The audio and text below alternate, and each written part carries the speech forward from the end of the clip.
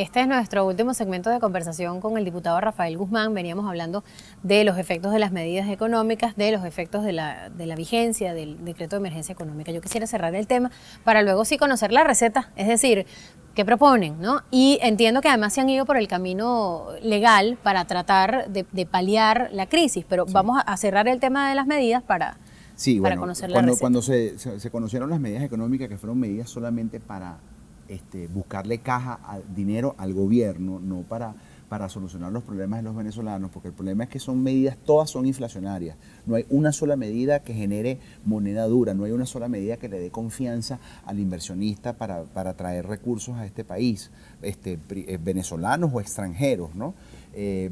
Tú agarras, aumentaste la gasolina, devaluaste, pero por otro lado sigues expropiando, sigues atacando la propiedad, sigues atacando el emprendimiento, no hay un control. O sea, ¿qué esperaba uno con esas medidas? ¿Cuáles son las medidas para todos nosotros, para todos los venezolanos? Pero ¿cuáles son las medidas del gobierno? Porque el gobierno, por ejemplo, que en el presupuesto tiene pautado gastar 100 y pico mil millones de bolívares en compras de armamento militar, ¿por qué no? Porque ese dinero no va, porque no hay una modificación presupuestaria y se dice que esa plata no se va a utilizar para comprar armamento y se va a destinar para fomentar la producción nacional.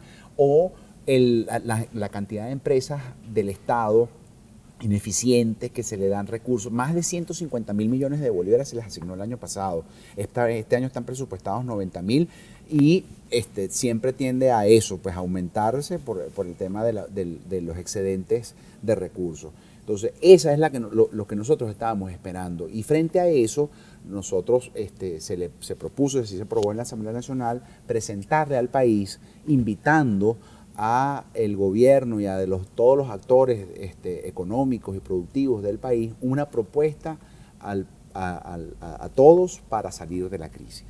Eso es lo que se está discutiendo ahorita en la Comisión de Finanzas.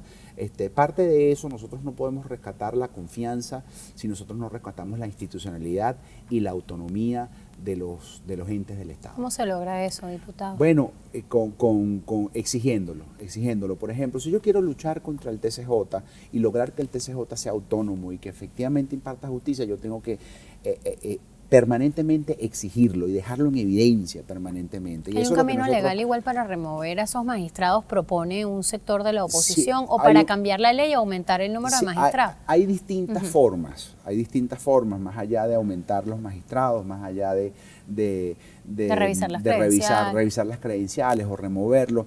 Yo creo que las instituciones se reconstruyen desde adentro, exigiéndolos, dejándolos en evidencia. En algún momento ellos van a rectificar. Lo mismo pasa ahorita, que es lo que estamos trabajando con el Banco Central. Estamos reformando la ley del Banco Central, rescatando la autonomía de este ente, que es el órgano, es el garante de la política monetaria del país. Es el que se tiene que encargar que la moneda permanezca a su valor, adentro y afuera. Y hoy por hoy, lamentablemente, el Banco Central lo que ha hecho durante estos últimos 15 años es acompañar las políticas inflacionarias del Estado, y lo que vemos ahorita que van a tener que imprimir un billete de 500 y de 1000 bolívares. ¿Ustedes ¿no? sí creen que eso está...? Eso se puede lograr con la modificación que estamos haciendo de la ley, donde la Asamblea Nacional recupera sus potestades. Todo esto tras la reforma de Maduro. La reforma de Maduro en el año 2015, en el diciembre del 2015, yo como yo digo que cuando la gente legisla despechado hay un problema. Entonces sacan una ley el 30 de diciembre, después de haber cogido una paliza de esa, entonces la gente no piensa bien. Y sacó una ley que al final lo único que le permite es terminar de convertir a ese banco como un banco de desarrollo de un partido político. Y el Banco Central de Venezuela no es un banco de desarrollo, no es una caja chica, no es una caja de ahorro del gobierno, es el garante de la política monetaria de los venezolanos. Existe un banco central porque nosotros tenemos una moneda que se llama Bolívar, y él tiene que garantizar el valor de ese Bolívar. ¿Con qué garantiza el valor de ese Bolívar? Con las reservas que tiene en dólares, en euros, en oro, y eso tiene que estar allí. Hoy por hoy las reservas que tenemos no garantizan toda la liquidez monetaria. Entonces el Banco Central lo que se ha convertido es una imprenta de billetes. Y billetes que hoy por hoy no alcanzan, porque por eso es que están sacando los billetes de 500 y de 1000, porque con un billete de 100 bolívares tú no llegas ni siquiera a una empanada. La gente se pregunta si Venezuela está realmente en riesgo de entrar en default. Y cuál es el riesgo real, y con esto quiero cerrar, de que eso suceda, de que perdamos o quede evidenciado que no tenemos capacidad de honrar los compromisos internacionales y eso amerite o acarree incluso algún tema de que se lleven o que estén involucrados activos y que nos los quiten para poder honrar esa capacidad de pago. Eso es muy delicado, es un tema muy espinoso. Cada vez que uno habla de esto, el gobierno dice, es que eso es lo que ustedes desearían que ocurra para que por fin entonces... No, todo lo contrario, es peligroso. O sea, si están nuestros barcos en riesgo, nuestras instalaciones petroleras en riesgo, ¿frente a qué estamos? Mira, ahorita el gobierno venezolano acaba de vender una participación en una empresa petrolera, en Petromonagas, a Rofnet. Creo que fue el 23% de su participación, se la vendió a Rofnet. ¿Tú crees que yo me siento contento donde Venezuela vende su participación a precio de gallina flaca porque necesita unos dólares para poder pagar una deuda? Nadie se puede sentir orgulloso de eso. ¿Qué distinto hubiera sido? ¿Ese riesgo confiscatorio es real, diputado? Absolutamente, absolutamente. Si Venezuela cae en default, empiezan a embargarle los activos, sobre todo a PDVSA, que es la empresa que tiene los activos afuera. ¿Me explico?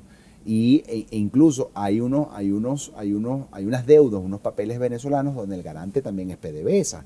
Entonces, si Venezuela, una cosa es que PDVSA caiga en default y otra cosa también es que la nación caiga en default, pero si la nación cae en default, en principio no deberían poder embargarle los bienes, pero si esos son papeles que están garantizados por PDVSA, pues lamentablemente van a ir contra los activos de PDVSA. Entonces, no queremos que haya default, queremos que haya un refinanciamiento de la deuda, es necesario que el gobierno entienda eso porque necesitamos dinero del exterior, o venezolanos que tengan recursos afuera para repatriar recursos al país o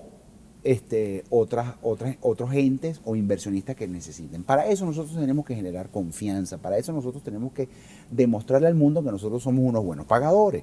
Entonces no podemos pretender querer que el gobierno cargue en default cuando necesitamos recursos internacionales para poder salir adelante en esta crisis que estamos viviendo. Tienen ahora en sus manos estas semanas los informes de memoria y cuenta de los ministros. Sería muy oportuno saber más adelante qué encontraron allí. Vamos a ver qué sale esos libritos rojos. Le agradezco mucho su compañía. No, Mariana, a ti, a toda la familia de Telecaribe, muchas gracias. Bien, así cerramos el tema económico del que hemos venido hablando desde el inicio de esta entrega de Tiene la Palabra Diputado. Ahora, al regreso de la pausa, vamos a tener la oportunidad de revisar la realidad del pueblo margariteño con la violencia de la cárcel de San Antonio. ¿Qué le parece? Al regreso.